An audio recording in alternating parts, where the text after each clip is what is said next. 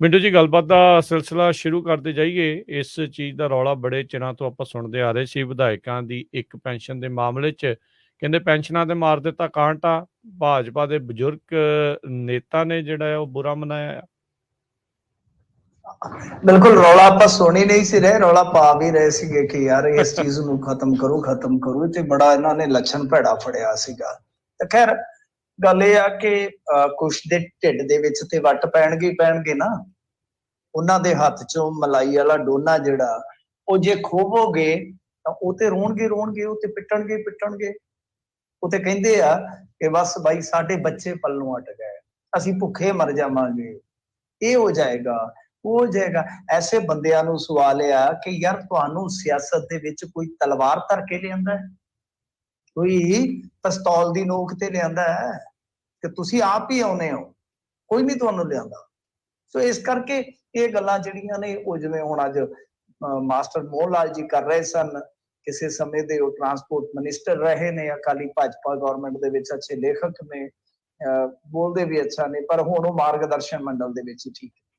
ਉਹਨਾਂ ਦੇ ਆਪਣੇ ਤਰਕ ਨੇ, ਉਹ ਆਂਦੇ ਆ ਕਿ ਵੇਖੋ ਜੀ ਜਦੋਂ ਬੰਦਾ ਐਕਸ ਹੋ ਜਾਂਦਾ ਆ ਤੇ ਫਿਰ ਵੀ ਤੇ ਉਹਦੇ ਖਰਚੇ ਰਹਿੰਦੇ ਆ ਨਾ, ਲੋਕਾਂ 'ਚ ਜਾਣਾ ਆ, ਥਾਣਿਆਂ 'ਚ ਜਾਣਾ ਆ, ਕਚਹਿਰੀਆਂ 'ਚ ਜਾਣਾ ਆ, ਆਉਣ ਜਾਣ ਤੇ ਲੱਗਦਾ ਹੀ ਰਹਿੰਦਾ ਨਾ। ਕਚਹਿਰੀਆਂ 'ਚ ਮੇਲੇ ਲੱਗਦੇ ਜਦੋਂ ਪੈਂਦੀ ਆ ਤਰੀਕ ਕਿਤੇ ਨੇਤਾ ਦੀ, ਤਰੀਕ ਵੀ ਮਤਲਬ ਕਿ ਪੈਂਦੀ ਆ।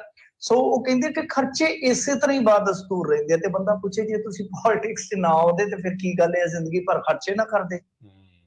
ਹੁਣ ਦੂਜੇ ਪਾਸੇ ਹੋਰ ਵੇਖੋ, ਮੇਰੇ ਖਿਆਲ ਦੇ ਨਾਲ ਕੁਲਦੀਪ ਵੈਦ ਜੀ ਜਿਹੜੇ ਡੀਸੀ ਰਹੇ ਆ ਜਾਂ ਏਡੀਸੀ ਰਹੇ ਆ, ਮੈਨੂੰ ਪੱਕਾ ਨਹੀਂ ਪਤਾ, ਰਹੇ ਨਾ ਦੋਨਾਂ ਦੇ ਵਿੱਚੋਂ ਆ ਕੋਈ ਡੀਸੀ ਜਾਂ ਏਡੀਸੀ ਰਹੇ ਆ, ਉਹ ਕਹਿੰਦੇ ਆ ਕਿ 70,000 80,000 ਮਾਮੂਲੀ ਜੀ ਤੇ ਪੈਨਸ਼ਨ ਹੈ ਜੀ, ਇਹਦੇ ਨਾਲ ਤੇ ਗੁਜ਼ਾਰਾ ਨਹੀਂ ਹੁੰਦਾ, ਇਹ ਤੇ ਵਧਾਉਣੀ ਚਾਹੀਦੀ ਹੈ। ਸਭ ਮਹਿੰਗਾਈ ਦੇ ਦੌਰ ਚੋਂ ਕਹਿੰਦੇ ਅਸੀਂ ਵੀ ਤੇ ਜਵਾਕ ਪਾਲਣੇ ਆ ਨਾ ਹਜ਼ੂਰ, ਅਸੀਂ ਵੀ ਤੇ ਬਾਲ ਪਾਲਣੇ ਆ, ਬਾਲ ਬੱਚੇਦਾਰ, ਕਿੱਧਰ ਨੂੰ ਜਾਵਾਂਗੇ ਅਸੀਂ।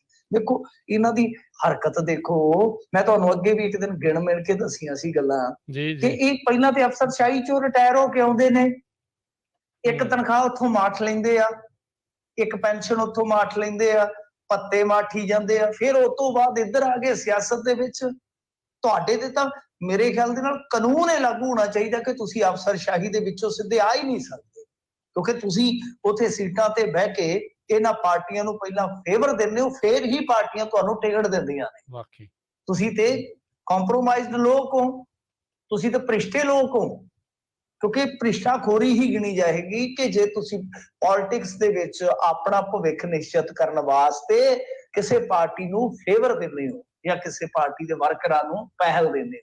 ਮੈਂ ਕਿਸੇ ਇੱਕ ਦੀ ਨਹੀਂ ਗੱਲ ਕਰਦਾ, ਮੈਂ ਇਸ ਸਮੁੱਚੇ ਸਿਸਟਮ ਦੀ ਜਾਂ ਇਸ ਉਲਝੀ ਤਾਣੀ ਦੀ ਗੱਲ ਕਰਦਾ। ਤਾਂ ਖੈਰ ਇਹਨਾਂ ਨੇ ਰੌਲਾ ਪਾਉਣਾ ਹੀ ਆ। ਮੈਂ ਜਿਵੇਂ ਕਿਹਾ ਕਿ ਮੱਖਣ ਦਾ ਡੋਨਾ ਇਹਨਾਂ ਤੋਂ ਖੋਵੋਗੇ ਤਾਂ ਇਹਨਾਂ ਰੋਣਾ ਹੀ ਰੋਣਾ। ਕੋਈ ਗੱਲ ਨਹੀਂ, ਰੋਣ ਦਿਓ, ਚੱਲਣ ਦਿਓ। ਜਨਤਾ ਇੰਨੇ ਸਾਲਾਂ ਤੋਂ ਰੋ ਰਹੀ ਸੀ, ਇਹਨਾਂ ਦਾ ਮਨੋਰੰਜਨ ਹੋ ਰਿਹਾ ਸੀ।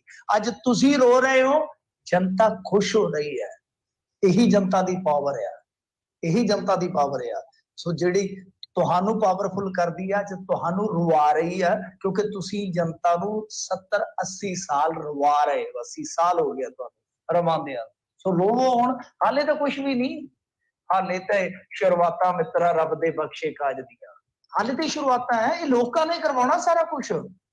ਮਤ ਸਮਝੋ ਕਿ ਫਲਾਣੀ ਸਰਕਾਰ ਕਰ ਰਹੀ ਹੈ, ਢਮਕਾਣੀ ਸਰਕਾਰ, ਉਹ ਵਸੀਲਾ ਬਣ ਰਹੇ ਨੇ, ਵਸੀਲਾ ਬਣ ਰਹੇ ਆ। ਦਬਾਅ ਲੋਕਾਂ ਦਾ ਦੇਖੋ, ਧੜਾ ਧੜ ਫੈਸਲੇ ਹੋਣ ਰਹੇ ਨੇ।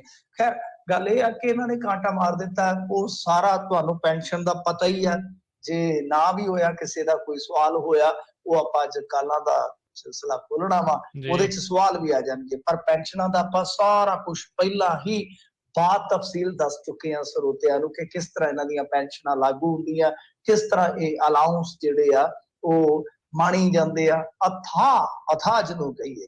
ਖੈਰ ਉਹ ਆਪਾਂ ਅੱਗੇ ਕਰ ਲਵਾਂਗੇ ਜੇ ਕੋਈ ਸਵਾਲ ਆਇਆ।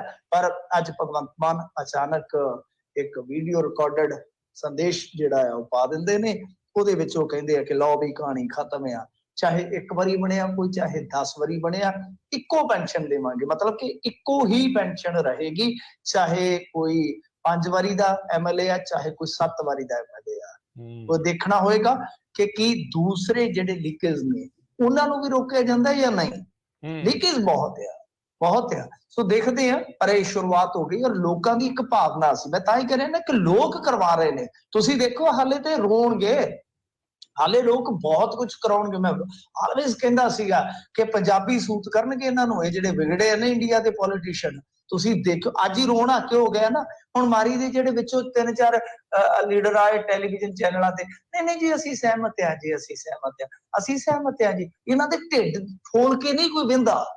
ਜੇ ਕਿਤੇ ਐਕਸਰੇ ਲੱਗੇ ਹੋਣ ਨਾ ਟੈਲੀਵਿਜ਼ਨ ਚੈਨਲਾਂ ਦੇ ਕੈਮਰਿਆਂ ਤੇ, ਤਾਂ ਇਹਨਾਂ ਦੇ ਢਿੱਡ ਦੇ ਜਿਹੜੇ ਕੀੜੇ ਆ ਨਾ, ਉਹ ਇਹ ਤੜਫਦੇ ਤੁਹਾਨੂੰ ਨਜ਼ਰ ਆਉਣਗੇ। ਸੋ ਇਹ ਹਾਲ ਆ। ਖੈਰ ਦੇਖਦੇ ਆ ਅੱਗੇ ਕੀ ਹੁੰਦਾ, ਪਰ ਕੁਛ ਨਾ ਕੁਛ ਅੱਛਾ ਜਾਂ ਕੁਛ ਨਾ ਕੁਛ ਬਿਹਤਰ ਜ਼ਰੂਰ ਕੀਤਾ। ਸਾਰਾ ਨਹੀਂ ਕੀਤਾ ਮੈਂ ਕਹੂੰਗਾ।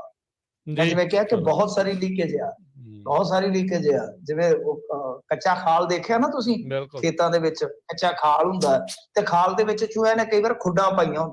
ਇਹ ਚੂਹਿਆਂ ਨੇ ਨਾ ਸਾਡੇ ਖਾਲ ਨੂੰ, ਜਿਹੜਾ ਇਹ ਸਰਮਾਏ ਦਾ ਸਾਡਾ ਖਾਲ ਰੁੜਿਆ ਜਾਂਦਾ ਸੀਗਾ, ਸੋਨਾ ਉਗਦਾ ਵਿੱਚ ਜ਼ਮੀਨਾਂ, ਚਾਂਦੀ ਰੁੜਦੀ ਵਿੱਚ ਦਰਿਆਵਾਂ ਦੇ, ਸਾਡੀ ਧਰਤੀ ਐਸੀ ਆ। ਸੋ ਇਹਨਾਂ ਨੇ, ਚੂਹਿਆਂ ਨੇ ਉਸ ਖਾਲੇ ਨੂੰ ਜਿਹਦੇ ਵਿੱਚੋਂ ਸਰਮਾਇਆ ਰੁੜਦਾ ਸੀ, ਉਹਦੇ ਚ ਖੱਡਾਂ ਪਾ ਕੇ ਛਲਣੀ ਕੀਤਾ। ਇੱਕ ਅੱਡੀ ਮਾਰ ਕੇ ਖੱਡ ਬੰਦ ਨਹੀਂ ਹੋਣੀ, ਇਥੇ ਦੇ ਅੱਡੀ ਤੇ ਅੱਡੀ, ਦੇ ਅੱਡੀ ਤੇ ਅੱਡੀ, ਦੇ ਅੱਡੀ ਤੇ ਅੱਡੀ ਵਿੱਚ ਚਾਹੀਦੀ।